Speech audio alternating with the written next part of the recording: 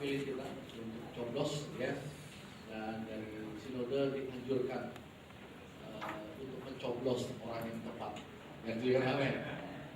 Kita doakan supaya wakil gubernur yang saat ini jadi gubernur, amin. Ini prestasi pertama gubernur kita tidak hanya orang Chinese tapi orang Kristen, dan tentunya harus backup sama presidennya yang juga CS-nya atau bosnya. Setuju kan, amin. Bisa mengerti apa yang dimaksud. Masih tahu yang mengerti kan ya? Informasinya tadi minggu depan kita akan dilayani oleh Bapak Pendeta Martinus Raja, satu pimpinan sinode, coba lagi dari Mahkota Kemuliaan Bandung. Informasi yang sudah hadir dan 3 minggu depan. Waktu saya pemuda pertama kali, dia adalah gembala saya pertama di Bandung. Dia masih muda waktu itu dan saya jauh lebih muda, dan hari ini ya, sama-sama melayani di hari dan minggu depan akan melayani tempat ini. Saudara antusias kan? Hari ini saya akan khotbah judulnya menjadi anggota dewan yang terhormat. Semua kita akan nyoblos minggu ini untuk memilih siapa anggota yang kita kagumi, yang kita idolakan, yang kita harapkan. Tapi jangan sampai kita lupa bahwa sebenarnya kita pun adalah orang pilihan. Kita adalah anggota dewan yang terhormat. Yang setuju kan, amin? Nah, image tentang dewan itu memang agak-agak buruk hari-hari ini. Coba lihat gambar-gambar ini. Lihat tuh. Ya, kita bayangkan seperti itu anggota dewan. Ya, berantem, kemudian ini Menpora dulunya kerja tidur, jadinya jadi Menpora. Jadi yang banyak tidur akan jadi menteri kan, namanya. Ya, berantem, kemudian ada lagi. Wah, ya. Jangan pilih yang kayak gini. Ini di mana-mana kampanyenya luar biasa ya.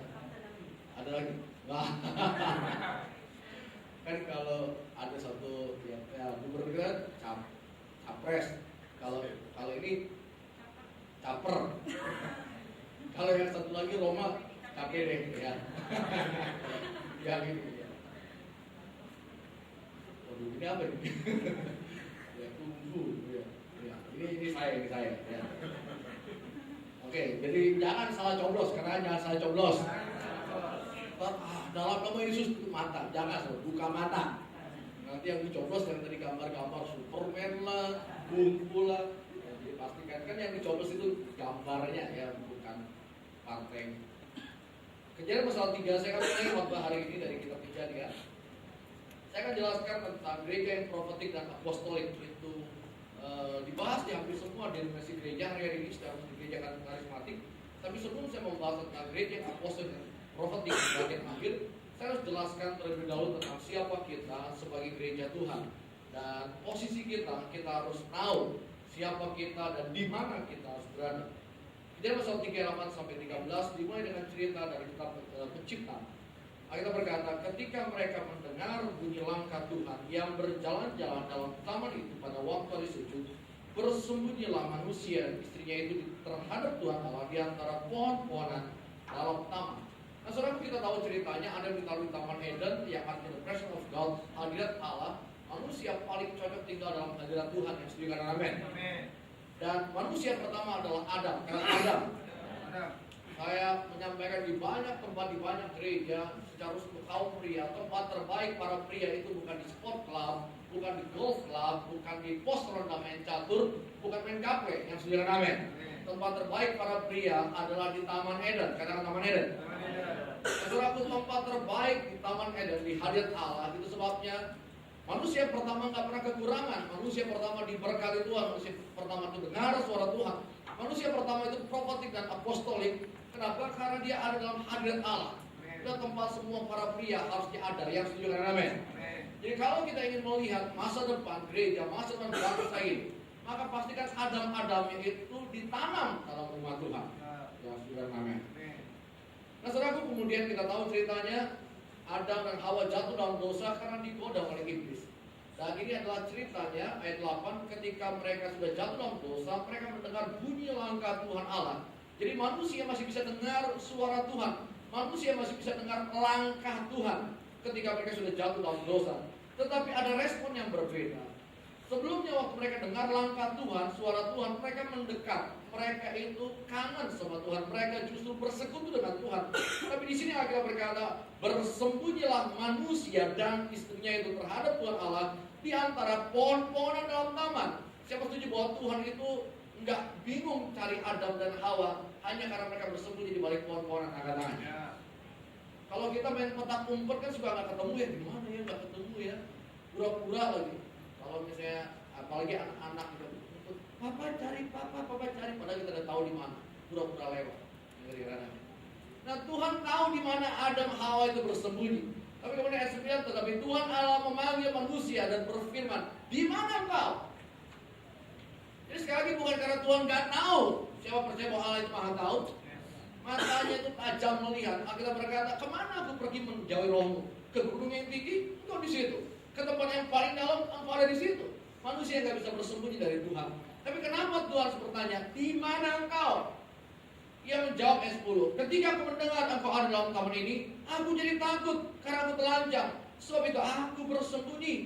Allah tahu keberadaan manusia, tapi Allah bertanya, di mana engkau? Ayat 11 firman-Nya, siapa yang memberitahu padamu engkau telanjang? Apakah kau makan dari buah pohon yang dilarang kau makan?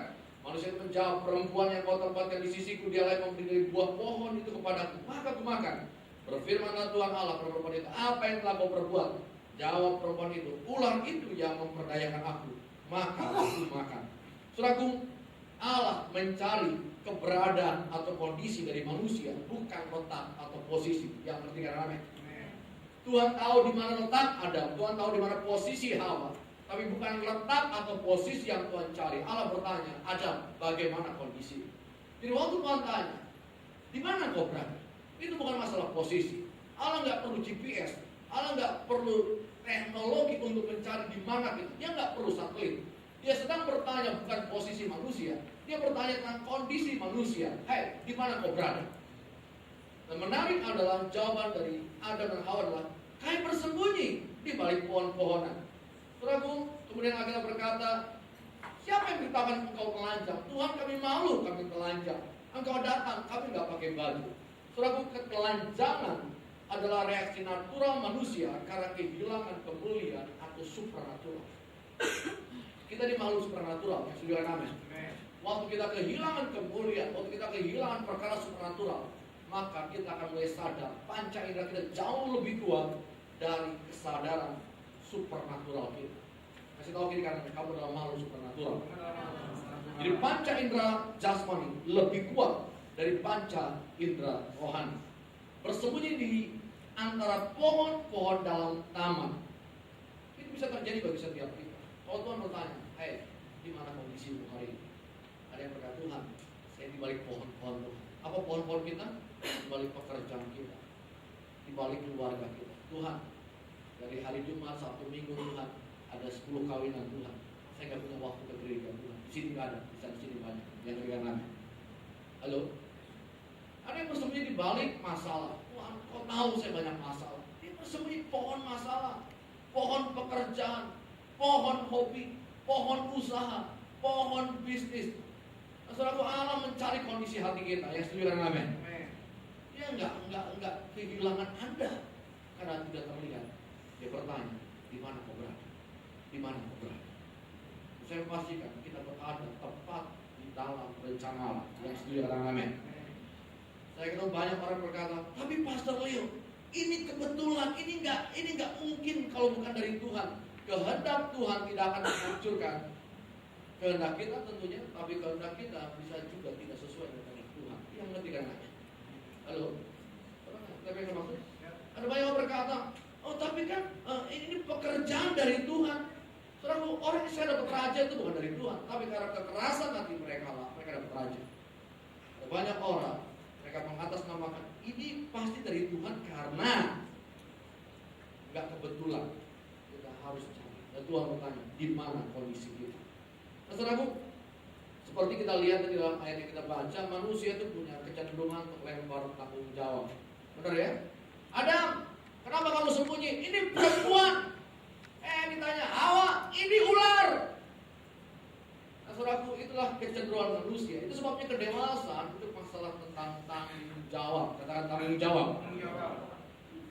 Berapa banyak kalau saudara ingin jadi orang yang semakin dewasa, ambil tanggung jawab lebih banyak. Yang kedua lainnya, berani tanggung jawab. Kayaknya tambah lemas banget, kurang makan. Katakan ambil tanggung jawab. Saudaraku, lempar tanggung jawab adalah dampak dari kehilangan kemuliaan. Orang yang punya kemuliaan Allah adalah orang yang bukan sombong atau nekat, tapi mereka berani terima tanggung jawab. Jangan nantang. Tapi kalau Tuhan kasih, ambil itu. Dan sudah amin. Kalau Tuhan berikan, terima itu sebagai sebuah kehormatan. Kejadian pasal 4 ayat 9. Kita akan lihat cerita berikutnya. Ini dampak dari kejatuhan.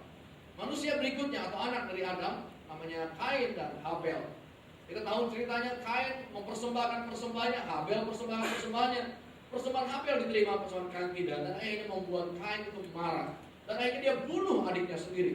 Dan apa yang Tuhan lakukan ketika dia tahu bahwa Habel dibunuh oleh Kain? Ayat 9 dikatakan, firman Tuhan kepada Kain, "Gimana Habel adikmu itu?" Jawabnya, "Tidak tahu aku Tuhan. Apakah aku menjaga adikku?" Saudaraku, ini nggak bertanggung jawab. Sebagai kakak, ya dia jelas sudah membunuh tentunya. Dia ingin lepas tanggung jawab. Dan Tuhan sekali lagi tahu siapa yang membunuh. Yang setuju angkat tangannya. Masa Tuhan mau dikasih tahu, ini ada darah, ada jenazahnya, ada buktinya, ada mungkin alat untuk membunuhnya. Tuhan nggak itu terlalu bodoh sehingga siapa yang melakukan ini? Apa mongki atau panda mungkin atau beruang yang lagi banyak heboh hari-hari ini? Tidak, saudaraku. Tuhan tahu yang membunuh itu Kain, tapi dia tanya sama Habel, "Kain, di mana adikku Habel itu?" Dan jawabannya, "Aku nggak tahu. Apakah aku menjaga adikku?" Kesimpulan saya adalah, kalau kita bukan menjaga, kita membunuh. Yang sudah nanti kita marah. Saudaraku, kita nggak punya banyak pilihan. Banyak orang berpikir hidup itu banyak pilihan. Tidak. Saya semakin mengerti hidup itu nggak banyak pilihan. Kalau Anda pergi ke mall, pilih baju, banyaklah pilihan. Tapi dalam hidup ini, beberapa area Anda nggak punya banyak pilihan. Yang pilihan Anda. Kenapa? Waktu Anda percaya Yesus, kita berkata, kita ini jadi hambanya Allah. Siapa setuju bahwa hamba nggak punya banyak pilihan? Katakan. Tergantung tuannya. Tuhan berapa lama, berapa tahun? Jangan banyak nanya, itu kan hamba. Nah sama saudara, kita ini diberi tanggung jawab oleh Tuhan untuk menjaga. Tapi kalau kita nggak melakukan tugas kita, maka kita adalah pembunuh. Tanpa kita sadari kita sedang membunuh banyak potensi orang, banyak kesempatan orang yang harusnya kenal Tuhan. Saya bersyukur kita ada dalam rumah Tuhan yang ada. Tahu saudara kenapa kita ada dalam rumah Tuhan? Karena ada orang sebelum kita yang mendoakan kita, yang melayani kita, yang kesaksian sama kita, yang memberitakan Injil kepada kita. Yang setuju amin. Itu sebabnya kita dimerdekakan hari ini. Oh kebetulan Tuhan kan butuh saya, jangan GR juga. Karena ada orang-orang yang taat melakukan firman Allah sehingga kita diselamatkan. Yang setuju amin. Nah tugas kita pun seperti itu saudara. Ketika suatu hari kita ditanya, apa kamu sudah lakukan tanggung jawab? Nanti kita bertanya, mau siapa dia Tuhan? Dia kan bukan keluarga saya. Maka kita sedang membunuh orang lain tanpa kita sadari atau secara tidak langsung. Nah saudaraku, saya akan bawa karena khotbah saya akan panjang kali ini kepada siklus amanat agung. Bisa ditampilkan ada ini. Ya, itu. Saudara bisa perhatikan ini pelajaran standar ya, dasar tentang siklus amanat agung. Katakan dunia. Katakan orang percaya. Katakan murid. Katakan jemaat. Katakan dunia. Nah saudara perhatikan dari mulai dunia itu orang yang belum kenal Tuhan, termasuk orang Kristen dalam tanda kutip agamawi yang belum di dalam Tuhan sungguh-sungguh, maka dia dikategorikan oleh orang dunia yang belum di dalam Yesus, belum di Yesus. Kemudian bagaimana caranya mereka jadi orang percaya? Yaitu diinjili, katakan diinjili. Waktu kita menginjili, waktu kita sampaikan kabar baik, maka akhirnya mereka terima Yesus sebagai Tuhan dan juru selamat secara pribadi. Saudara, diinjili tidak hanya lahir baru. Kita jelaskan soal baptisan, kepenuhan Roh Kudus. Kita ajar tentang pemulihan, pelepasan, sehingga orang-orang itu menjadi orang yang sungguh percaya. Alkitab dalam Perjanjian Baru menjelaskan bahwa gereja yang namanya orang Kristen itu bukan sekedar terima Yesus, tetapi sudah dibaptis, penuh Roh Kudus, dan mereka ada bersama-sama dalam komunitas. Itu yang dimaksudkan gereja, orang-orang yang percaya. Jadi caranya dunia ini jadi orang percaya adalah diinjili. Tapi kemudian tidak berhenti hanya jadi orang percaya, harus jadi murid. Katakan murid. Gimana caranya murid? Yang diajar. Katakan diajar. Semua kita pernah masuk bangku TK, SD, SMP, SMA, kuliah, dan terus belajar sampai hari ini. Dan setiap kali kita terima pelajaran, kita berkata, buat apa sih saya belajar? Kadang-kadang kalau anak-anak disuruh belajar, kenapa sih belajar? Mereka nggak ngerti. Tapi ya, didorong terus. Hanya karena mereka malas, apakah sebagai orang tua kita bilang ini, oh malas ya, udah gak usah belajar. Halo? Kita akan tetap dorong mereka belajar. Yang setuju amin. Nah sama dengan setiap kita perlu belajar untuk bertumbuh, untuk semakin mengenal Tuhan, jadi murid. Tapi nggak hanya berhenti hanya diajar, kita harus diperlengkapi. Katakan diperlengkapi. Nah saudaraku, jangan berhenti jadi murid, kita harus bertumbuh jadi orang-orang yang diperlengkapi sehingga jadi jemaat atau eklesia. Katakan jemaat. Mereka terampil melayani, mereka kenal Tuhan, mereka penuh pewahyuan, mereka setia, dan kita akan lihat nanti ciri-ciri dari jemaat. Nah saudaraku, dari siklus amanat agung ini saya akan sampaikan ada 3 tingkatan komitmen dalam gereja. Katakan 3 tingkatan. Jadi waktu Tuhan bertanya, Adam di mana kau berada? Tuhan sedang bertanya pada saya dan saudara hari ini, di mana kondisimu hari ini? Apakah saya cukup di level pertama, level kedua, atau level ketiga? Gak boleh jadi orang yang sombong, saya di level ketiga. Tapi kita punya tanggung jawab untuk menentukan posisi kita. Amin? Amin saudaraku? Pastor saya udah 20 tahun di gereja ini. Mau 20 tahun, mau 3 bulan, mau 6 tahun. Bukan masalah waktunya yang menentukan. Tapi kita akan lihat kriterianya. Siapa yang dikategorikan orang pertama, tingkat pertama, kedua, dan ketiga. Saya berharap berdoa setiap kita naik ke level yang paling tinggi. Amin? Orang percaya, katakan orang percaya. Nah orang percaya adalah orang yang sudah lahir baru. Semua kita sudah lahir baru, tentunya kecuali ada orang baru. Kita sudah dibaptis Roh Kudus, kita sudah dibaptis Selam. Tapi orang-orang percaya model kayak gini, ya seperti orang percaya lainnya. Ada tantangan, ya mundurlah. Oh, kan saya bukan full timer, saya kan bukan pendeta. Ya gerimis dikit gak datang ke gereja, di sini gak ada. Katakan di sini gak ada. Flu dikit gak datang ke gereja, di sini gak ada. Katakan gak ada. Kalau dikit nggak ke gereja, di sini nggak ada yang silakan amin. Halo? Wah, menghakimi. Kamu nggak tahu masalah saya besar sekali. Saya bersyukur saya punya teman dulu senior saya, hampir saya tonjok suatu hari, pulang dari gereja hampir saya pukul, karena saya marah sekali. Tahu marahnya? Kami pulang ke daerah Depok, kami tinggal di Depok, sama-sama di Depok. Jadi pulang naik kereta berdua. Ya, teman sharing saya minta soal gereja, kepemimpinan, visi dan sebagainya. Tapi dia cerita tentang gereja, tentang visi, saya ceritakan masalah saya. Dan setelah berbulan-bulan cerita masalah saya, akhirnya suatu hari di pasar minggu dia berhenti bilang, Leo, tahu nggak sih masalah kamu? Oh, kamu nggak akan tahu masalah saya. Itu belum seberapa dari banyak masalah saya. Dan waktu dia sampaikan statement hampir saya tonjok dia, kalau bukan Roh Tuhan yang mengalami dan mengajar. Kamu nggak tahu masalah saya. Saya tahu masalah kamu. Tahu apa masalah kamu? Kamu nggak tahu. Saya tahu. Apa? Masalah kamu adalah kamu terlalu membesarkan masalah. Hampir saya tonjok dulu. Saya udah marah sekali. Itu masalah kamu. Masalah kamu terlalu besar masalah kamu. Bukan Tuhan kamu. Sejak hari itu saya mengerti. Begitu banyak orang Kristen membesarkan masalah dan Tuhan, akhirnya galau, akhirnya malas melayani, akhirnya terhambat bertumbuh. Gak punya duit, salahkan Tuhan. Sakit kepala, salahkan Tuhan. Kadang-kadang Tuhan di surga bingung sudah melihat orang Kristen. Kenapa juga dua lagi memberikan nanya. Yang punya masalah kamu, yang buat masalah kamu, yang salahin Tuhan. Di sini enggak ada banyak orang tinggalkan gereja, nyari ke gereja sama Tuhan. Gereja sih, Tuhan sih. Tuhan bilang gereja nggak ada masalah, lu yang bermasalah. Haleluya. Tuhan nggak pernah salah, yang setuju dengan amin. Kita yang harus menyesuaikan diri dengan Tuhan. Amin. Sesuaikan dengan firman.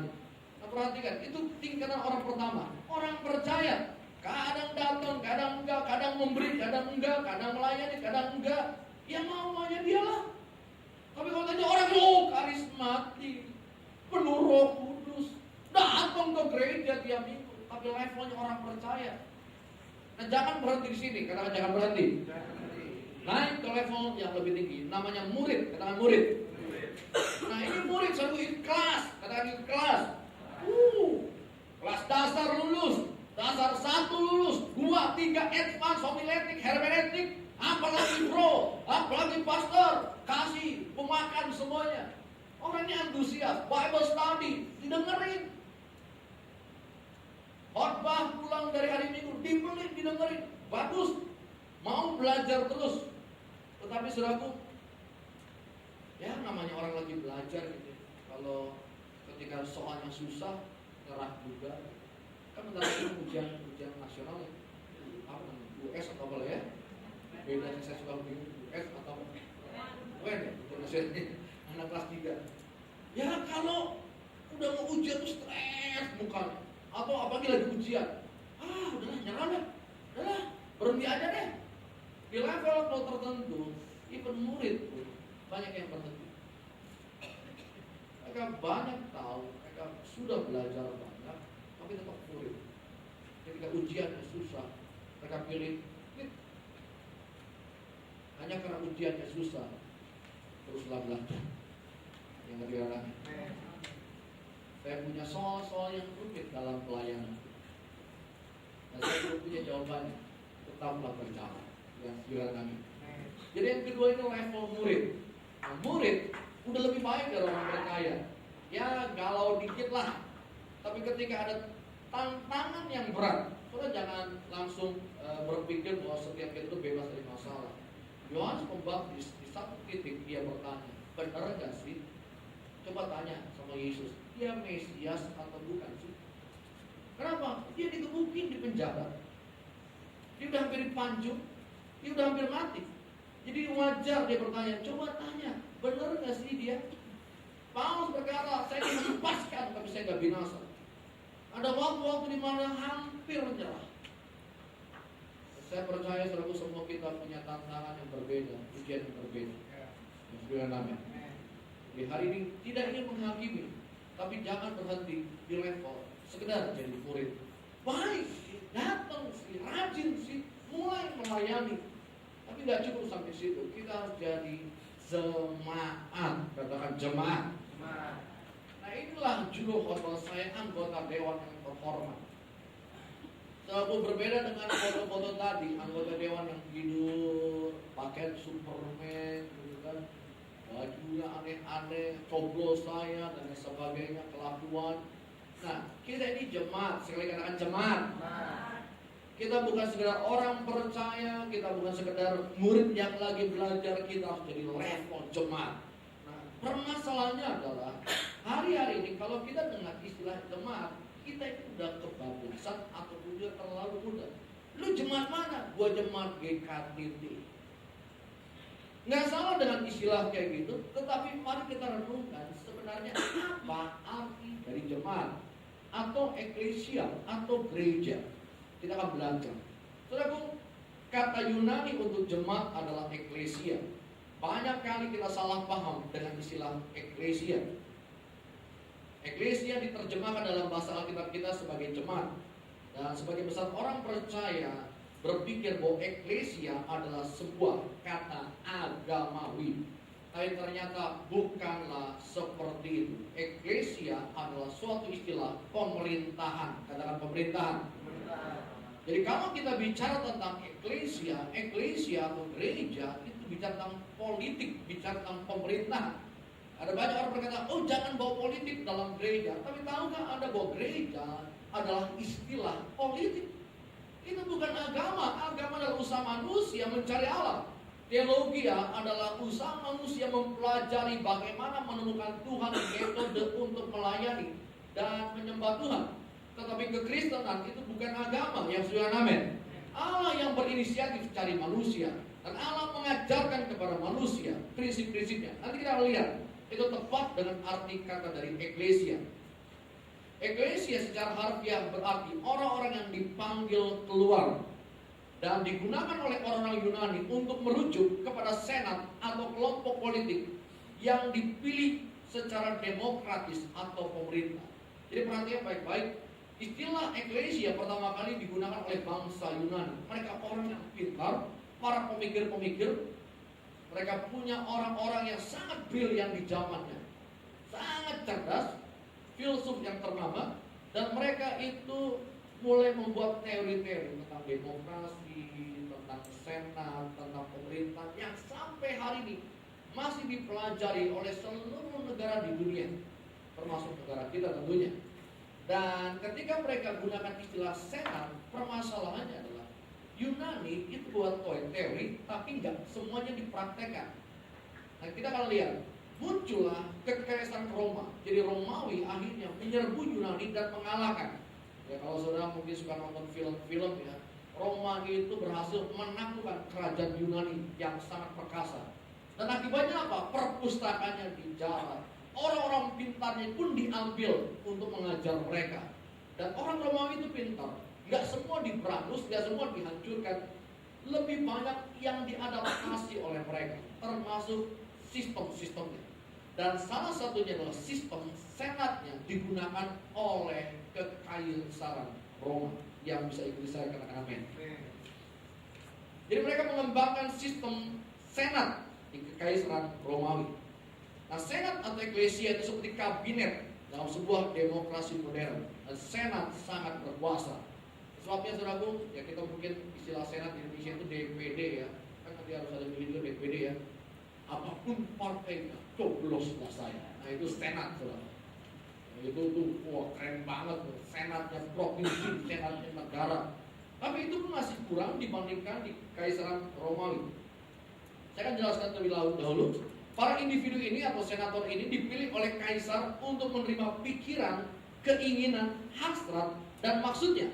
Pekerjaan mereka, pekerjaan para senat adalah menangkap pikiran raja, mengubahnya jadi undang-undang yang dapat diterapkan dalam kerajaan. Dengan kata lain, mereka harus mengenal pikiran raja atau pikiran kaisar dan memastikan segala sesuatu yang ia harapkan itu dijalankan. Artinya mereka harus punya hubungan dekat, katakan hubungan dekat dengan kaisar atau rajanya. Mereka harus bicara dengannya. Dia harus memberikan informasi kepada mereka tentang apa yang kaisar atau raja inginkan dalam kerajaan. Ini sebabnya Yesus menggunakan kata eklesia, karena Yesus tahu saat itu budaya yang paling global ya tentunya Roma. Yesus itu dalam kerajaan Roma. Berarti saudara, itu seperti bahasa Inggrisnya sekarang, seperti Amerikanya hari ini. Dan Yesus menggunakan istilah yang ada, eklesia, supaya orang tahu betapa berkuasanya gereja Tuhan, betapa dahsyatnya gereja Tuhan. Saya nggak tahu apakah ada gambarnya segitiga, ya. Wah ini belum kredit ya, jadi Anda bingung sendiri. Kalau saya akan jelaskan. Nah itu piramid, yang paling atas itu kaisar, paling tinggi itu di atas kaisar, di bawahnya itu 600 senator, katakan 600. Jadi senator dalam kerajaan Roma itu ada 600. Dan menarik adalah mereka jauh lebih tinggi dari para kesatria. Jadi kalau seorang nonton Spartacus, jenderal-jenderal yang hebat-hebat, itu di bawahnya para senator. Dan senator dan 600 orang yang dipilih kaisar, di bawahnya itu ada 600 senator dan para kesatria yang kaya. Jadi ini jenderal-jenderal itu kaya banget ya, kesatria-kesatrianya. Baru di bawahnya para bangsawan. Jadi bangsawan itu bukan level paling tinggi. Orang kaya, bisnismennya itu di bawah para kesatria. Jadi para kesatria itu jauh lebih kaya dari para bangsawan. Baru kemudian para pekerja, warga negara Romawi. Kemudian di bawahnya para pekerja, bukan warga negara Romawi, baru budak. Jadi di luar itu mereka anggap budak. Siapapun bangsa itu budak. Nah, kenapa Paulus waktu ditangkap akhirnya prajurit takut? Karena warga negara biasa aja, kalau dia warga Roma, itu nggak boleh tangkap sembarangan. Harus benar-benar dipastikan dulu, ini warga atau bukan. Kalau warga jangan, harus bawa ke pengadilan. Nah Yesus bukan warga Romawi, makanya Yesus bisa dibunuh sembarangan oleh Pilatus. Ngerti ya apa yang saya maksudnya? Karena dia bukan warga Roma, dianggap itu bukan warga Roma. Tapi Paulus itu warga Roma. Nah saudara perhatikan, senator itu posisinya sangat tinggi. Katakan sangat tinggi. Jadi Anda dan saya dipilih oleh Tuhan. Katakan dipilih Tuhan. Kita punya hubungan yang luar biasa dengan Tuhan. Kaisar itu melambangkan Tuhan. Senator itu gereja. Katakan senator adalah gereja. Jadi Yesus gunakan eklesia untuk melukiskan kumpulan para pengikut yang ia bentuk untuk menyatakan dua hal pada kita. Pertama, jemaat itu sifatnya politis, kata politis. Bukan masalah agamawi, tapi sifatnya politis. Allah sedang mendeklarasikan, aku bangun kerajaan, punya kekuatan politis. Orang berkata, bagaimana batas geografis itu? Siapa menterinya, siapa gubernur? Saudaraku, di seminar Kerajaan Allah sudah dijelaskan, jadi saya tidak akan jelaskan panjang lebar lagi. Jadi kalau Anda tertarik, saya bisa dengarkan ya, bahwa kita ini luar biasa di Tuhan. Tapi yang kedua, waktu Yesus menggunakan kata eklesia, seluruh pembahasan tentang kunci, mengikat, melepaskan, itu bukan masalah agama, tapi politis. Waktu Yesus berkata, Petrus, itu batu karang yang akan dirikan gerejaku. Kemudian aku berikan kepadamu kunci kerajaan. Katakan kunci kerajaan. Apapun yang kamu ikat di bumi akan terikat di surga. Apapun yang kamu lepaskan di bumi akan terlepas di surga. Itu kunci yang Tuhan kasih kepada kita. Nah saudaraku, Allah sudah memberikan kita otoritas. Allah memberi kita kunci. Karena Tuhan sudah kita kasih kunci. Allah sudah kasih Anda kunci untuk apa? Membuka dan tutup. Apapun yang kita ikat akan terikat. Apapun yang kita lepaskan akan terlepas. Itu janji Tuhan. Amin. Jadi pada dasarnya Yesus sudah berkata, dengan cara yang sama, kaisar yang adalah Tuhan dari pemerintahnya dan telah menciptakan senatnya, eklesia atau kabinetnya. Maka aku juga, kata Alkitab, Yesus berkata, aku akan mendirikan jemaatku, kabinetku, berdasarkan fakta bahwa aku adalah Kristus, Raja yang kurapi, Tuhan atas segala Tuhan dan Allah yang hidup.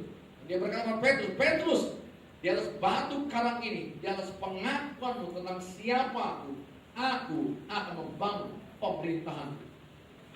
Kerajaan Allah itu dideklarasikan oleh Yesus. Yesus tidak pernah gagal. Yang setuju amin. Yesus membangun senatnya, gerejanya. Nah saudaraku, Yesus tidak mendirikan suatu agama, tapi Yesus sedang membangun sebuah kekuatan politis. Kita ini orang yang luar biasa. Andai kita mengerti apa yang Tuhan sampaikan lewat firman. Eklesia adalah suatu kelompok rahasia yang dipercayakan dengan informasi rahasia yang penting bagi pengoperasian kerajaan. Kita ini kelompok rahasia. Katakan kelompok rahasia. Kayaknya Anda tidak percaya kita kelompok rahasia. Nah, saudaraku, ini baru pendahuluan. Kasih tahu ini baru pendahuluan. Kalau kita nggak ngerti tentang eklesia, kita nggak akan ngerti soal profetik dan apostolik. Kita nggak akan ngerti soal pewahyuan. Kenapa? Saya jelaskan tentang dari Adam, kemudian tentang gereja, posisi kita. Makanya banyak orang itu berkata, yang penting saya mah gereja aja sekali seminggu, mati masuk surga. Allah nggak pernah merencanakan kita hanya jadi orang percaya. Allah memanggil kita jadi senat. Yang ketiga namanya, Allah panggil kita jadi anggota dewan yang terhormat. Dia ingin kasih tahu rahasianya kepada kita. Dia memberitahukan apa yang menjadi pikirannya bagi setiap kita. Yang setuju dengan amin. Kalau kita tahu kita adalah senat, maka kita baru mulai mengerti Allah akan bekerja dalam hidup kita. Yang setuju dengan amin. Gereja adalah para senatornya Allah. 2 Korintus pasal 5 ayat 20. Ini contoh lain betapa dahsyatnya Anda dan saya. 2 Korintus 5 ayat 20. Mari baca dengan suara keras. 2, 3. Jadi kami ini adalah seakan-akan Allah dengan dalam nama Kristus kami minta padamu, berilah dirimu didamaikan dengan Allah. Kita berkata, kami ini adalah utusan Kristus, ambasadornya Tuhan, duta besarnya Tuhan. Katakan duta besar. Paulus berkata, seakan-akan Allah menasihati kamu dengan perantaraan kami. Saudara, jangan berkata, pendeta juga kan manusia, gak sempurna. Setuju. Tapi Paulus berkata, seakan-akan Allah nasihati kamu lewat perantaraan kamu, pelayan-pelayan Tuhan. Jadi kalau kita nggak mau dengar nasihat dari hamba Tuhan, percayalah Anda atau siapapun juga tidak akan dengar nasihat Tuhan. Yang ketiga mana? Halo? Mereka berkata, saya mau langsung sama Tuhan. Tuhan kerja pakai cara, Allah kerja pakai pola. Allah pakai pola. Saya setuju waktu belajar tentang jadi orang percaya jadi murid, Pastor Paul sering kali bilang begitu. Kalau ada orang datang sama dia, Pastor minta nasihat, kasih nasihat.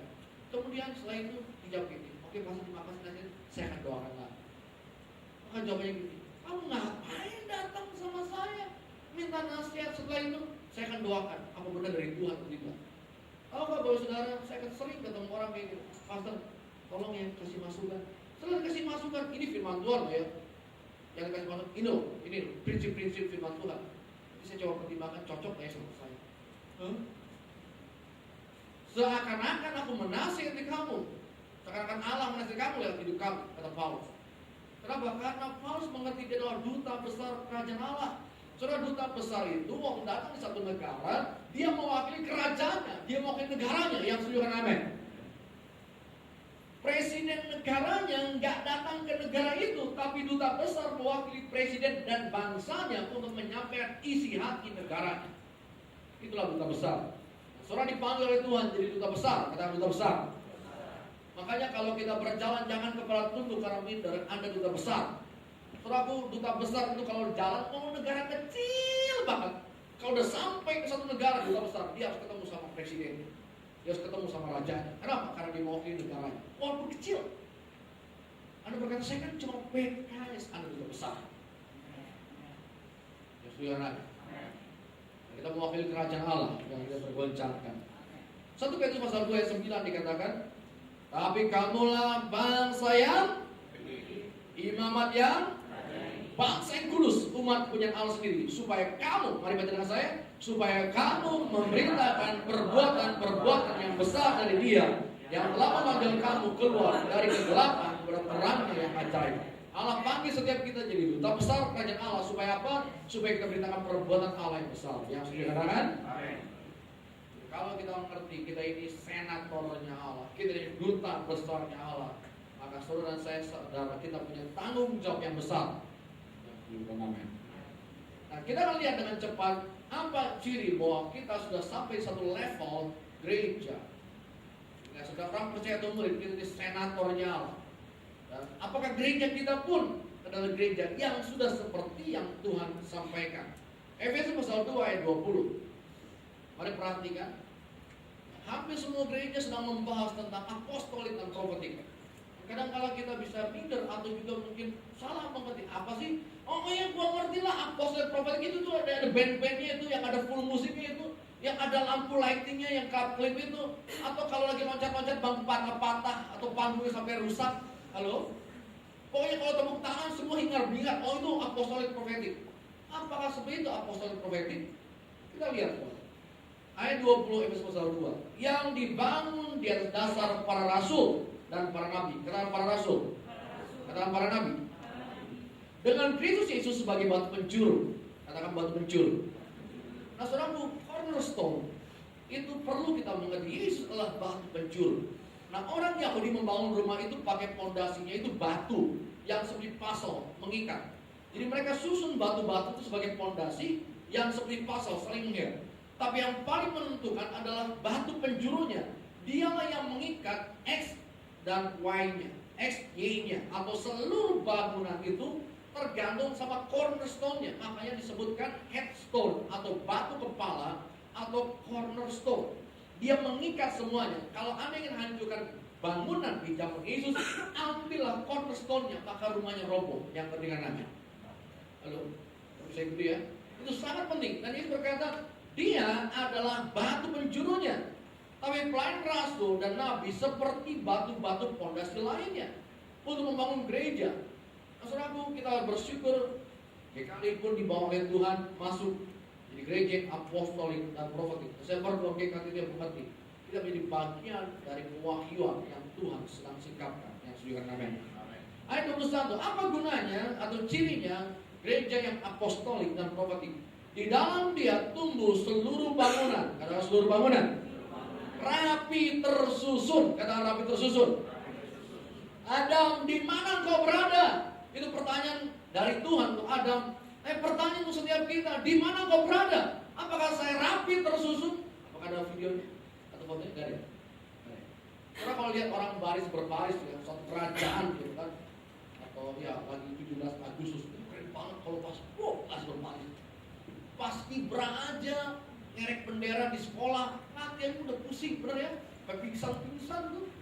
Apalagi tentara, Waduh, kalau cuma 100 orang lumayan, itu kalau barisan kerajaan rapi banget. Siapa setuju bahwa itu butuh tahunan untuk latihan? Halo? Pernah ada yang baris kayak gitu bercanda, belok ketabrak sama yang lain. Harus rapi. Karena kalau kita anggap remeh sih dalam gereja, gue mah orang karismatik, gue mah tergantung Roh Kudus, bukan Roh Kudus, Roh Buddha. Kenapa? Nggak rapi. Katakan rapi. Rapi terus susun. Banyak orang, aduh, di GKT mah semua diatur, semua detail. Kita gereja profetik, kita gereja apostolik, rapi terus susun. Yang setuju amin. Kita belum sempurna, tapi kita tahu ini ciri gereja yang apostolik profetik, rapi terus susun. Kayaknya Anda kurang setuju dengan saya. Halo? Ini gereja kayak anak kecil pakai absensi segala, ketahuan gua nggak datang 1 minggu. Kalau rapi terus susun. Tuhan aja absen. Adam, di mana kau berada? Halo? Karena jangan salah ngomong, Yesus duduk di peti persembahan dan dia bilang, sebentar, berapa lu kasih? Banyak juga lu. Banyak lu kasih. Tapi ada suatu ketika ada seorang janda kasih 2 peser. Dari mana Yesus tahu 2 peser? Karena dia bilang stop. Berapa lu kasih? 2 peser. Dia kasih lebih banyak dari yang lainnya. Halo? Kan baca dia kan? Artinya Yesus itu sangat. Kalau nggak ada kitab bilangan dalam Alkitab. Karena kita bilangan memuat seluruh puaknya Israel. Nama demi nama, family demi family, bahkan kekayaan bangsanya dihitung semuanya. Itulah Allah kita, karena itulah Allahku. Ya rapi tersusun. Supaya apa? Jadi bait Allah yang kudus di dalam Tuhan. Saudaraku dan saya adalah bait Allah. Amin. Mari kita lihat ayat 22. Di dalam Dia kamu juga turut dibangun jadi tempat kediaman Allah. Katakan tempat kediaman Allah.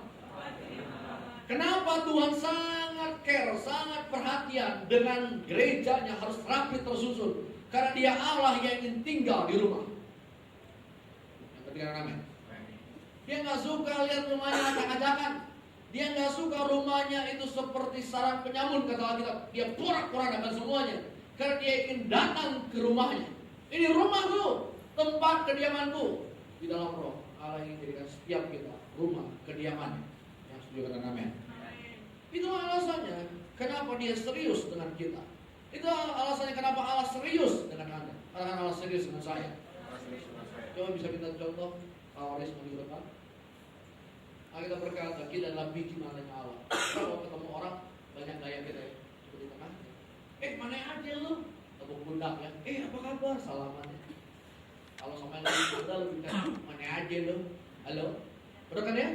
Banyak gaya. Ada yang tos. Tapi pernahkah Anda ketemu orang? Colok mana?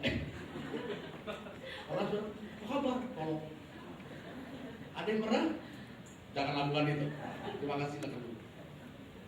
Saudaraku, artinya apa? Kita ini nggak cuma tangannya Tuhan, kita nggak cuma kakinya Tuhan, kita nggak cuma jarinya Tuhan, kita biji matanya Allah. Yang sudah amin. Dan jangan sembarangan colok-colok matanya Tuhan. Yang sudah amin. Halo? Coba setuju bahwa kita biji matanya Allah. Allah serius dengan kita. Saudaraku yang lain bolehlah ya kena debu, ya bolehlah kegores gitu kan. Aduh, bolehlah agak kurang hati-hati dikit, tapi jangan main-main sama mata. Orang pernah iseng ambil pilot foto? Pernah kan ya? Pernah nggak? Mata itu dijaga, makanya kedipan mata itu tuh, cepet banget untuk menghindari mata kita rusak. Nah Allah itu peduli sama kita. Dia serius sama kita. Halo? Saya tahu kan Allah serius sama kamu. Dia ingin jadikan kita tempat kediamannya. Kediaman roh Allah. Nah, Efesus pasal 3:3 ini masih ada hubungan dengan profetik apostolik. Bagaimana rahasianya dinyatakan kepadaku dengan wahyu Seperti yang telah kutulis di atas dengan singkat, apabila kamu membacanya, kamu dapat mengetahui daripadanya pengertian akan rahasia Kristus. Ini pelayan apostolik profetik, adalah pelayan pewahyuan. Ya. Ngerti rahasia Kristus yang pada zaman angkatan dahulu tidak diberikan kepada anak manusia, tapi yang sekarang dinyatakan dalam Roh kepada rasul-rasul dan nabi-nabinya yang kudus. Nah, Yesus saya dijelaskan adalah batu penjuru. Saudara bisa baca di rumah nanti ayatnya 1 Korintus 3:10. Saya sudah jelaskan. Nah, kita akan lihat kisah para rasul 2. 10 menit ini akan saya selesaikan ya, tentang ciri-ciri atau pekerjaan apostolik profetik dalam gereja mula-mula. Dan itu sudah terjadi di gereja mula-mula, dan saya percaya Tuhan sedang kerjakan di gereja akhir zaman. Yang sudah amin. Kisah 2 ayat 41 sampai 47. Orang-orang mendengar perkataannya memberi diri dibaptis. Pada hari itu jumlah mereka bertambah kira-kira 3.000 jiwa. Mereka bertekun dalam pengajaran rasul-rasul dan dalam persekutuan. Mereka selalu berkumpul, katakan selalu, untuk menjaga roti dan berdoa. Maka ketakutanlah mereka semua. Sedang rasul-rasul mengadakan banyak mujizat dan tanda. Di gereja mula-mula enggak sembarang orang ngaku orang Kristen. Kalau detik mereka ngaku orang Kristen, detik mereka bergabung dengan senat, dengan eklesia, maka mereka berbeda. Tapi bedanya di zaman sekarang banyak. Tuhan sedang memulihkan. Orang di gereja sama orang non gereja nggak ada bedanya. Tapi Tuhan sedang bekerja. Karena Tuhan sedang bekerja.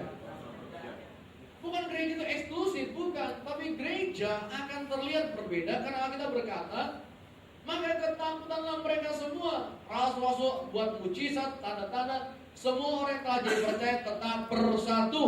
Dan segala kepunyaan mereka telah kepunyaan bersama. Selalu dari antara mereka ada yang menjual harta miliknya, lalu bagikan pada semua orang sesuai dengan keperluan masing-masing. Dengan bertekun, dengan sehati mereka kumpul. Apa saudaraku? Aduh, kayaknya kurang keras. Kapan? Oh, itu full timer.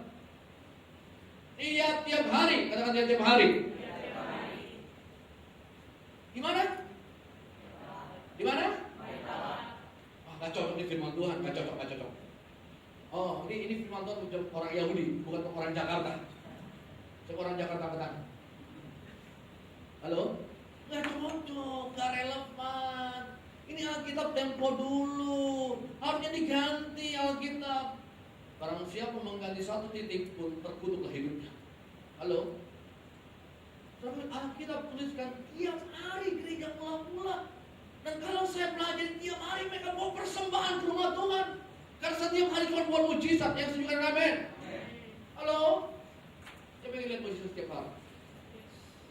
1 bulan saya berdoa Tuhan, saya kasih perpuluhan saya tiap hari, belum kesampaian sampai hari ini. Saya hitung paling nggak 10 sampai 15 kali. Artinya apa? Tiap 2 hari Tuhan saya berdoa mujizat terjadi. Bukan hanya karena pekerjaan saya, tapi saya juga waktu kau setia. Yang sudah amin. Kemarin saya kasih persembahan saya. Tuhan, saya nggak punya uang. Dalam kutip, saya nggak sedang khotbah. Tapi dari pagi saya bilang, Tuhan, saya mau berkhotbah. Saya ingin alami mujizat. Saya ingin alami mujizat Tuhan. Tapi saya nggak sedang bekerja. Saya nggak sedang berkhotbah. Ya Allah, kita adalah Allah yang kreatif. Yang sudah amin. Sore-sore saya biasanya, pastor saya diberkati Tuhan. Boleh nggak kita berkata pastor ini? Saya kasih nomor rekening saya. Karena ini dia kirim uang. Kenapa? Karena saya ingin kasih persembahan kasih untuk pastor. Tuhan berkati, saya nggak punya uang Tuhan untuk kasih, tapi saya punya kau sanggup dan mujizat. Dan Tuhan memberkati. Saudara, Allah yang bermujizat hidup kita. Yang bilang amin. Halo, Allah yang bermujizat hidup kita. Gimana bilangnya? Tiap hari, kadang tiap hari. Tiap hari Tuhan tambahkan jiwa-jiwa. Tiap hari Tuhan tambahkan berkat Tuhan. Itu harus kita alami dalam hidup kita. Dan dikatakan sambil memuji Allah. Katakan sambil memuji Allah. Mereka disukai semua orang. Tiap hari Tuhan tambah jumlah mereka dan orang yang diselamatkan. Kisah 4 29-37. Sekarang Tuhan lihat bagaimana mereka mengancam kami. Berikan kepada hamba-hambamu keberanian untuk beritakan firman. Ulurkan tanganmu, sembuhkan orang. Adakan tanda dan mujizat atas oleh nama Yesus, hamba-Mu yang kudus. Ketika mereka sedang berdoa, goyanglah tempat mereka berkumpul. Mereka penuh dengan Roh Kudus. Lalu mereka beritakan firman Allah dengan berani. Saya dengar beberapa kesaksian waktu orang-orang sedang berdoa, goncang, gempa, beneran. Ya, ini bukan hanya sekedar manifestasi fisik, tapi mereka mengalami lawatan Tuhan dalam hidup mereka. Ini yang kita doakan hari-hari ini. Kalau berkata, mana hasilnya pastor? Saya belum melihat. Waktu Elia berdoa, dia tanya sama bujangnya, naiklah ke atas bukit, lihat ada awan gak? Belum Tuhan. Dia doa lagi, udah ada belum? Belum Tuhan. Tuhan kayaknya udah berdoa cukup lama tapi gak terjadi apa-apa. Tapi dia berdoa lagi, udah gimana? Belum Tuhan.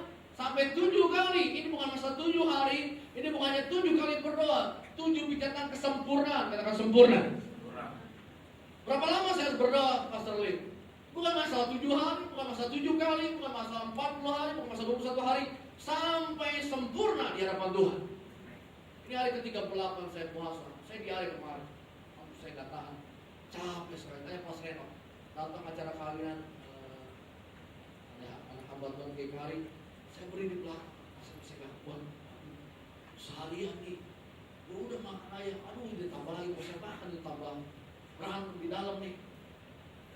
Pagi saya sempat dipijat dulu, karena asam lambung saya naik dulu. Ya, lambung. Udah datang, pastor makan aja pastor. Ini dia suara Tuhan. Roti di pastor udah jadi, suara Tuhan. Bukan supaya saya ingin lebih hebat dari Anda. Sampai kapan? Sampai dijawab. Yang dia namanya. Kalau belum dijawab, ya doa lagi lah. Kalau belum Tuhan, segede gini, awannya kecil. Jangan remehkan sesuatu yang kecil, karena segala sesuatu yang besar itu yang kecil. Oh, Anda tanya apakah saya sudah melihat? Anda tanya sekecil, tapi itu akan sekejap jadi badai. Karena saya baca di Alkitab, Tuhan sudah butuh waktu berpuluh tahun melakukan sesuatu yang besar, sehingga hanya satu hari. Yang sudah kami lihat tampil di atas gunung. Dia tantang 850 Nabi Baal, Nabi Asyikore. Orang berkata, mana mungkin satu hari. Dan Allah berkata, satu hari, satu bangsa datang kepada Tuhan. Kita nggak pernah tahu kapan ketika suatu hari Allah kirimkan begitu banyak orang datang dalam rumah Tuhan yang berangan. Karena paling tidak saya jadi saksi sejarah tahun kedua. Ketika kami berdoa bertahun-tahun tidak terjadi apa-apa. Banyak teman saya tinggalkan dengan beliau. Gua nggak tahan, apa yang akan terjadi. Itu mungkin gereja lain, bukan kita. Tapi kita tetap berdoa, kita berdoa Tuhan, ingat bahwa Tuhan yang berkata. Dan Anda akan lihat ini jauh lebih besar dari 15 tahun yang lalu yang sudah ramai. Amin saudara? Kita nggak senang bertemu sekali dia. Tapi saya ingat ada 2 orang sekolah Fransiskus. Saya bilang, kamu punya teman? Punya. Oh, teman kamu berapa? Dia buat 3 teman muda.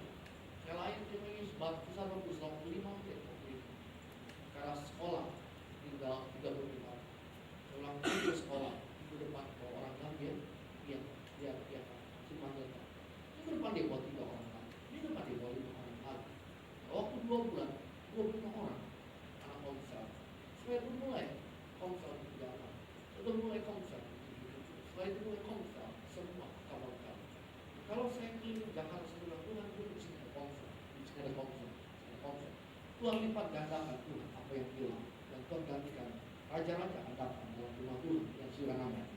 Hanya karena hari ini kita berdoa, hanya melihat segenggam telapak tangan, bukan berarti Tuhan tidak akan bekerja yang sudah namanya. Kualitas jemaat, saudara tinggal catat, saya tidak akan jelaskan dengan ayat-ayat lagi sudah dibaca semuanya. Kualitas jemaat atau senat yang apostol profetik yang pertama taat, katakan taat. Katakan taat. Taat. Kita nggak ngerti. Taat. Banyak orang berkata, kalau saya ngerti saya taat. Kekristenan tidak mengajar itu. Kekristenan mengajarkan taat baru kita mengerti. Abraham keluarlah. Kemana Tuhan? Gak usah nanya. Taat dulu. Waktu kita taat, akhirnya kita mengerti. Yang setuju pada amin. Gereja mula-mula taat. Waktu rasul-rasul mengajar mereka taat. Waktu rasul-rasul memberitakan harus dibaptis. Penuh Roh Kudus. Bertekun dalam mengajar, mereka taat. Mereka nggak ngerti, tapi mereka taat. Yang kedua, iman, katakan iman. Saudaraku, kita lihat mujizat terjadi, perkara supernatural terjadi dalam gereja mula-mula. Kenapa? Karena ada iman.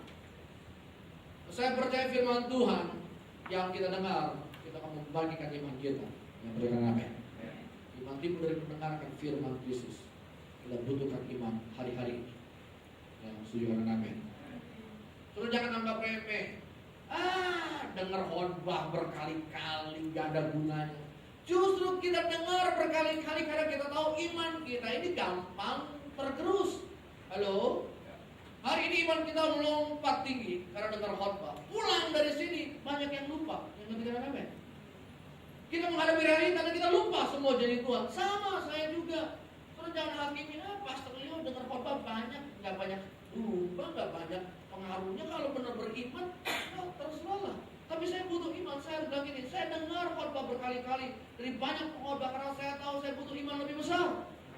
Bukan hanya pengetahuan. Saya belajar dari banyak orang yang dipakai Tuhan. Tuhan, waktu saya lihat realita, aduh. Waktu saya dengar khotbah, waktu saya baca firman Tuhan, saya kuat. Saya lihat realita, dan saya perlu latih setiap hari. Yang ketiga apa? Saya perlu bangun iman saya. Saya tahu tantangan jauh lebih besar di depan. Itu sebabnya kita dengar, kita belajar. Tuhan, kalau kami breakthrough dalam iman, maka perkara besar terjadi. Pastor kamu pernah sharing sama saya. Ayo, tahu nggak level iman? Saya kalau khotbah berani tanya orang 1 juta US dollar dapat. Saya punya iman begitu. Tapi saya belum punya iman untuk 50 juta US dollar. Tapi Dr. Joe gembala saya, dia nggak perlu khotbah, dia cuma share 50 juta US dollar datang. Apa karena kualitas khotbahnya? Bukan imannya. Karena iman. Dia punya iman naik. Masih bilang Tuhan, saya mau bertumbuh dalam iman. Halo? Saya belum punya iman untuk narik 5 juta US dollar hari ini. Tapi kita perlu bertumbuh yang sebenarnya. Amin. Kita bangun terus, kita bangun terus, kita bangun terus, kita perkuat terus. Tuhan, biar Tuhan semakin lama semakin kuat. Saya suka motivasi. Kalau kita doain orang kanker belum sembuh, jangan berhenti. Paling enggak doain lagi puyeng-puyeng sembuh dalam nama Yesus Kristus. Kalau lagi, aduh enak badan, udahlah nggak ke gereja deh hari ini. Gimana kita doain orang yang kanker? Halo? Pusing dikit aja kita kalah. Kita tuh nggak menolak realita. Aja kalau tadi saya sebelum naik, saya masih duduk kalah. Udah naik sih. Tuhan saya mohon banget, saya sembuh. Ya gimana kalau kita nggak punya iman untuk hal kecil? Kita berharap hal itu besar. Kita punya iman. Yang berikutnya, tekun dalam doa. Katakan tekun dalam doa. Saudaraku, masih ada menara doa. Katakan masih ada menara doa. Oh puji Tuhan, temanya berubah. Sekarang fokus kepada menara doa. Hanya karena kita ganti topik, bukan berarti lupakan yang lalu. Halo? Tetap konsisten. Amin. Pakaian motivasi dirimu sendiri. Pelayan-pelayan, jemaat-jemaat. Jangan nunggu nanti kalau saya full time harus lakukan itu. Kalau telat, Yesus sudah mau datang. Lakukan sejak hari ini. Amin. Bukan supaya dipuji, buat ada absensinya loh. Bukan. Kita harus tekun dalam doa. Sampai Tuhan lihat, ya waktunya genap, aku akan jawab. Ketekunan itu bicara iman kita. Amin. Karena kita percaya makanya kita berdoa. Kalau kita udah gak percaya lagi kita bakal berdoa. Itu karena kurang iman berdoa. Salah. Justru karena kita percaya kita terus berdoa. Kalau enggak saya tinggalkan pelayanan. Tapi karena saya percaya di depan itu ada rencana Allah yang besar, saya masih terus berdoa. Syukur amin. Saya berharap saudara berantusias, bergairah, amin. Mulai revival dimanapun dimulai dari doa ada. Oh saya bisa doa di rumah. Saya nggak tanya doa di rumah, saya pun berdoa di rumah. Saya tanya ini komitmen berjemaat, apostolik prophetic. Gereja mula-mula tiap hari mereka tekun berdoa, tiap hari mereka dengar firman Allah, tiap hari mereka memberi, tiap hari mereka buat mujizat, dan tiap hari menambahkan jiwa-jiwa. Yang keempat puasa, kadang puasa. Saya membutuhkan puasa Allah lebih besar. Nggak cuma menyembuhkan orang sakit. Saya ngobrol Pastor Bobby dari City Harvard. Dia bilang orang Singapura nggak butuh mujizat kesembuhan karena teknologi yang tinggi. Sakit apapun orang pergi ke rumah sakit. Analisanya itu adalah berkat Tuhan. Wow. Jadi agak sulit khotbah kesembuhan di Singapura. Mereka lebih tertarik adalah peralatan teknologi kedokteran terbaru. Di Korea pun sama. Mereka lebih tertarik dengan kuasa dalam tanda kutip adalah membuat orang itu jauh lebih berhasil dalam pekerjaan, dalam bisnis. Dan kita butuh kuasa itu yang sudah amin. Baik untuk menyembuhkan orang sakit, tapi juga untuk membuat Anda dipromosikan. Ya, setuju, katakan amin. Kayaknya Anda semakin tertarik. Puasa. Nah, tadi malam saya berkesempatan hadir. Nah, ini nggak kebetulan.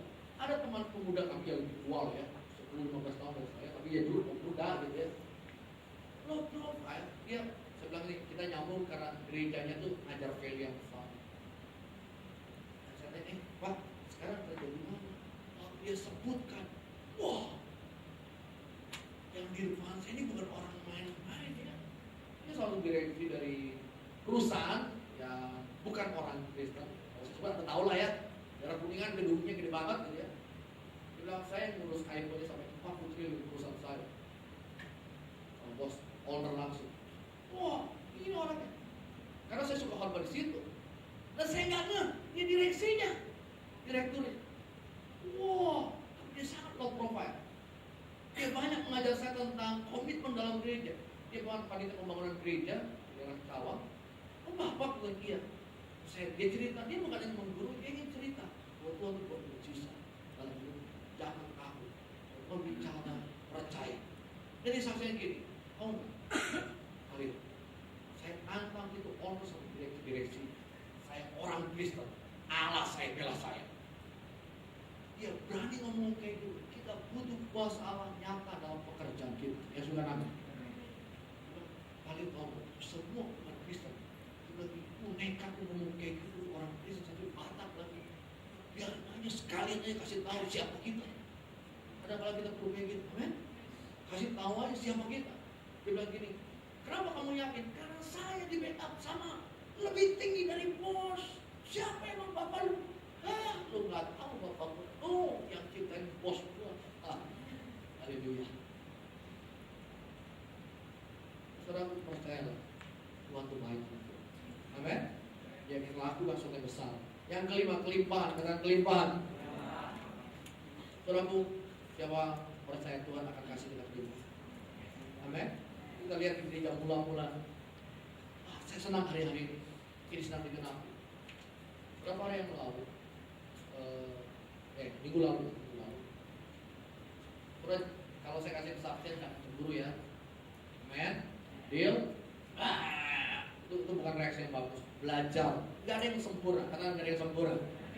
Jadi kalau Anda yang lebih dulu, ya ikuti. Saya berdoa Tuhan, biar firman Tuhan ini digenapi. Ada satu keluarga jemaat kita jual rumahnya.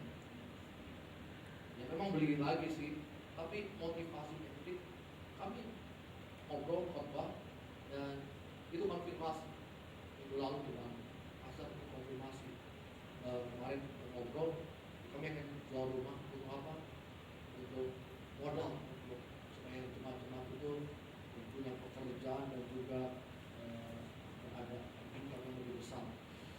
Memang secara investasi menguntungkan saya menolak logiknya jalan artinya tapi motivasinya itu saya salut. Dia rela jual rumah barunya untuk kontrak dan modal dipakai untuk pekerjaan.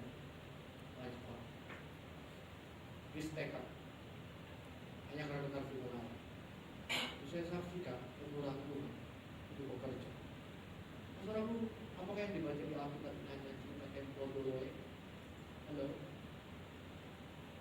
Minggu lalu juga karena saya ke Bandung, hampir semua teman-teman saya tanya, ini gimana kerja kamu? Kamu dia kali ya? Umur 40-41 tahun ya. Rata-rata kalau teman saya pakai dia 30. Posisinya ya lumayan lah. Pendidikannya Prancis, Jerman, S2, S3, Prof. Saya nggak minder sebagai pendeta.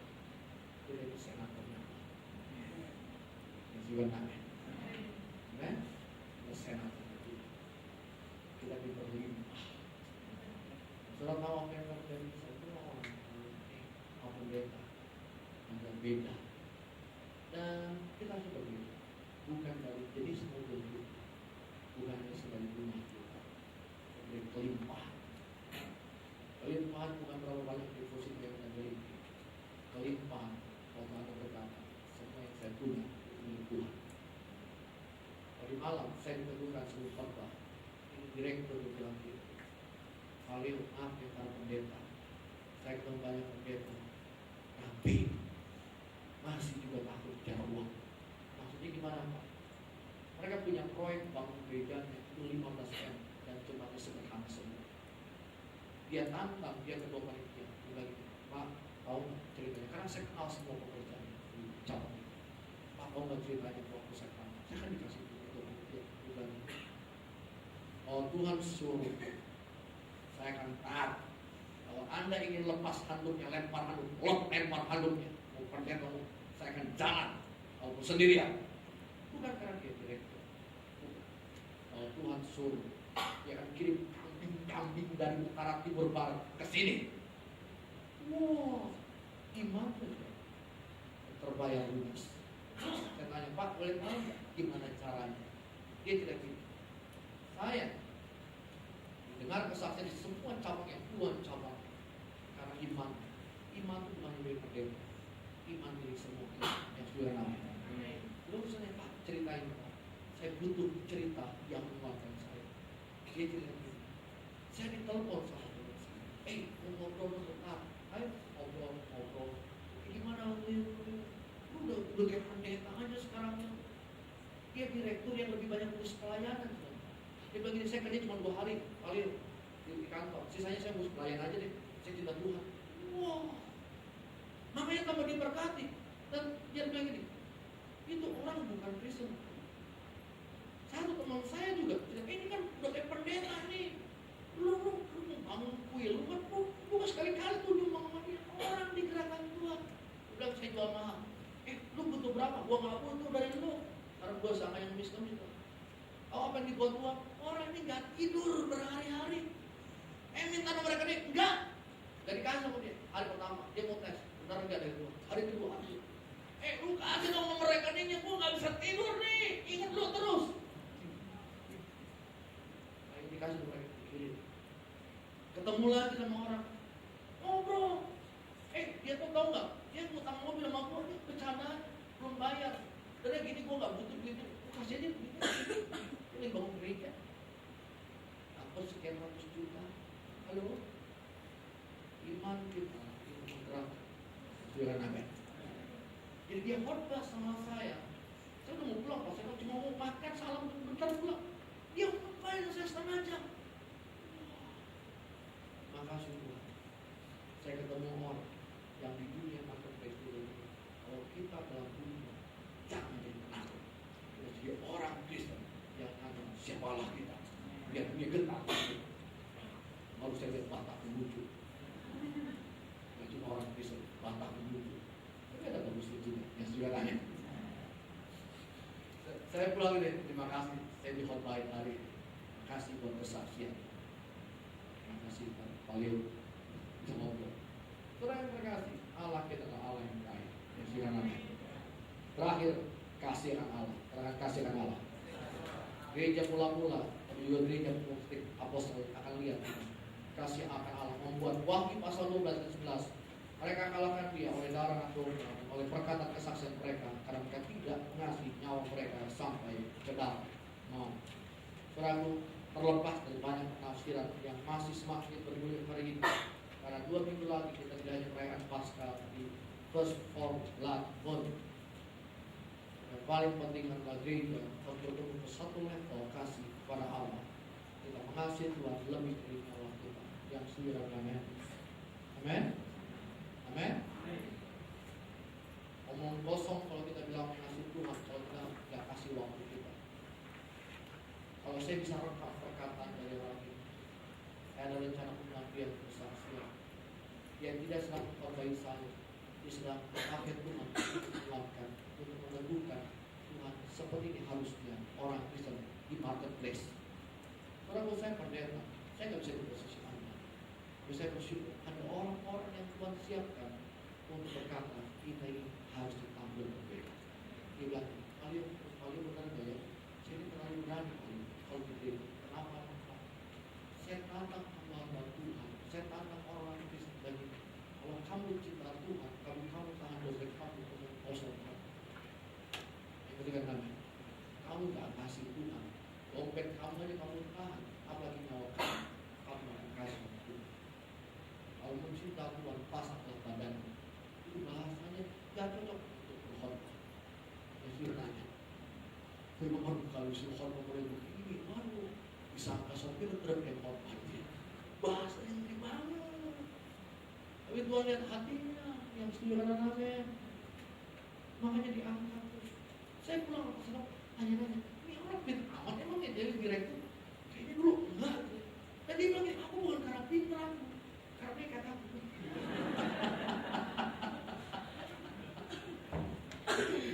Aduh, Tuhan butuh orang kayak gitu. Amin. Bukan karena pintar, Tuhan. Dia bilang, saya dicinta Tuhan. Ya udahlah, Tuhan pakai saya lah. Yang perlu orang muda kayak gitu untuk naik ke yang tinggi. Kalau enggak, mana bisa lawan padang-padang hati-hati hidung lawan. Enggak ada orang Batak yang nekat lah bisa lawan.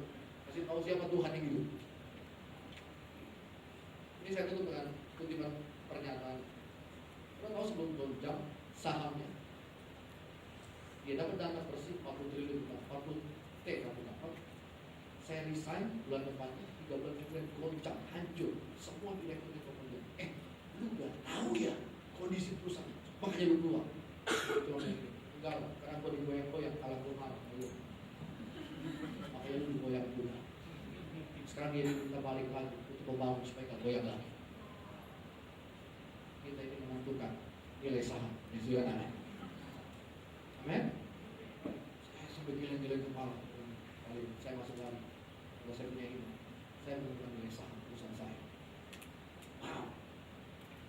Bukan karena pintar, tapi karena Tuhan. Terima. Anda orang yang diberkati dari katakan. Bukan kepala.